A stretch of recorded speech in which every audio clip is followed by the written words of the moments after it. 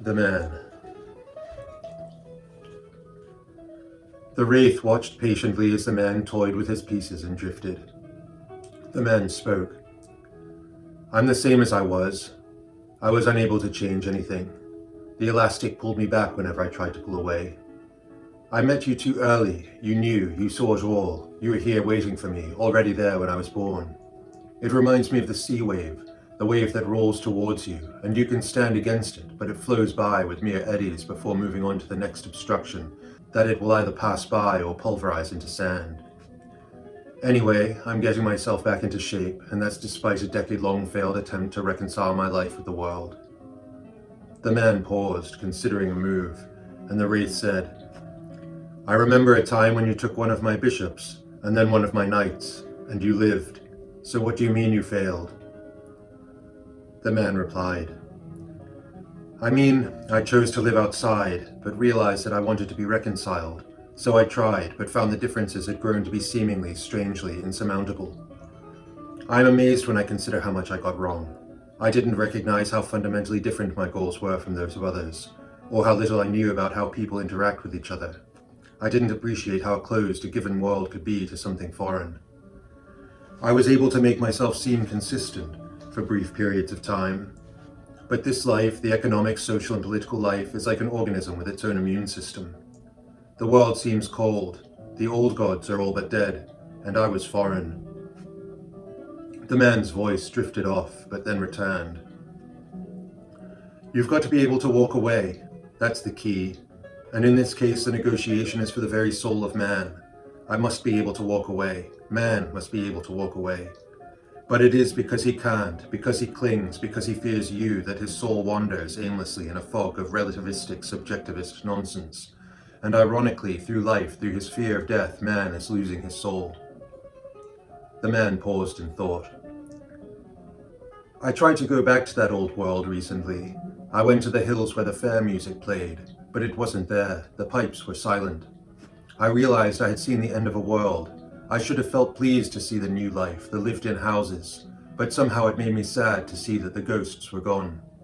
I missed the shells, the leftover exoskeletons that had cycled through so many lives. These new structures would never know the age of generations, the accumulation of ghosts. I was born when the fair folk roamed. I remember how it was. I remember the forest. I can feel the souls that were lost, and because of that I never came to terms with this life. For me it was all always just difference, conflict, and betrayal. Even assuming it is the same for everyone, that life is struggle, I can still say whatever it was that allowed others to navigate that struggle, well, I clearly didn't have it. It is unsurprising that my enthusiasm for the struggle diminished.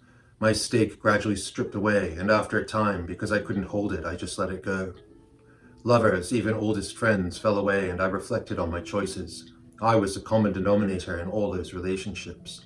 And yet in the confines of each, and taking into account my actual love for those involved, I could never really see the wrong in my choice, or for that matter, in theirs. Every time it was the natural outcome, the inevitable outcome, but the toll of it, the toll of going through that repeated pain of process and loss, weakened my resolve till it was gone. I loved life, in part. I experienced joy at times, but more often it was just struggle of a kind I was unprepared for and unable to navigate, let alone conquer. So, as a result, I lost the strength of any need to carve my place in the world, but only because I had lost all confidence that I was even remotely equipped to accomplish the intention. So I became insular. What I offered was excess, or off the mark. I failed to adapt. That is on me. But it was not for want of trying. I adapted in the ways available to me, and while they were many, they proved insufficient. There was always some unseen weakness that caused those efforts to fail. For me, grasping even the simplest aspects of life was like grasping water. I could hold nothing.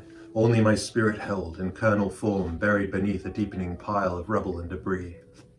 That spirit has fueled and allowed me to journey through some of the most desolate and rugged terrain I've known. It even found its way back to women, to lovers, to a small degree of intimacy, weak but honestly intentioned expressions of a will to burn brighter again, to take hands and walk together, to conquer, or even just to exist.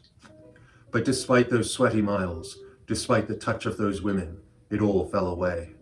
The landscapes became bleak, the connections flitted as if they had never existed. That is the nature of my life. an inevitable result of my nature mixed with those of others. The entire underlying dynamic was toxic, and the result was that I left behind an entire living tapestry.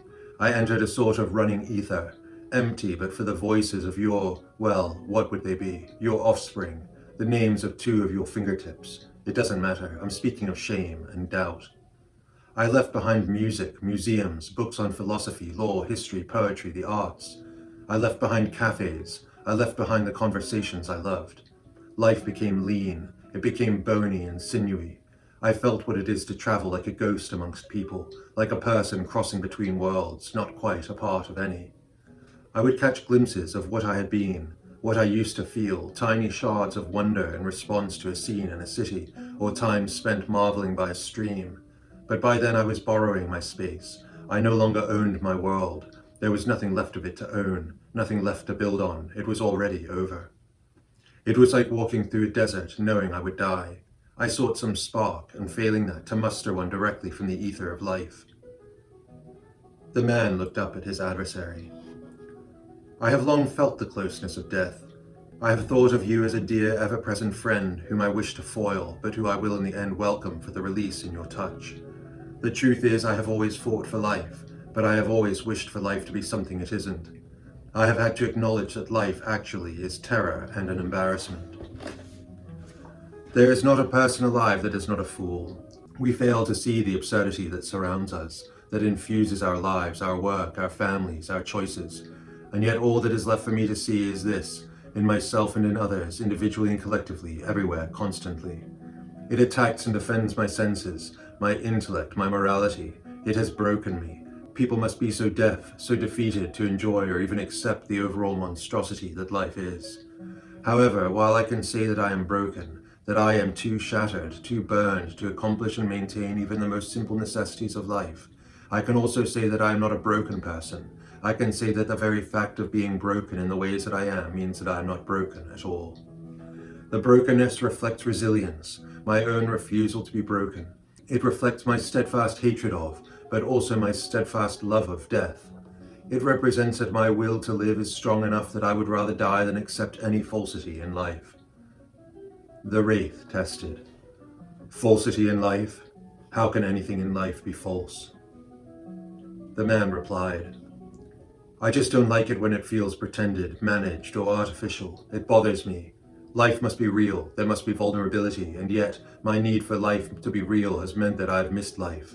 In seeking reality, I've had my life, but my own life has not been real. The Wraith asked, What do you mean?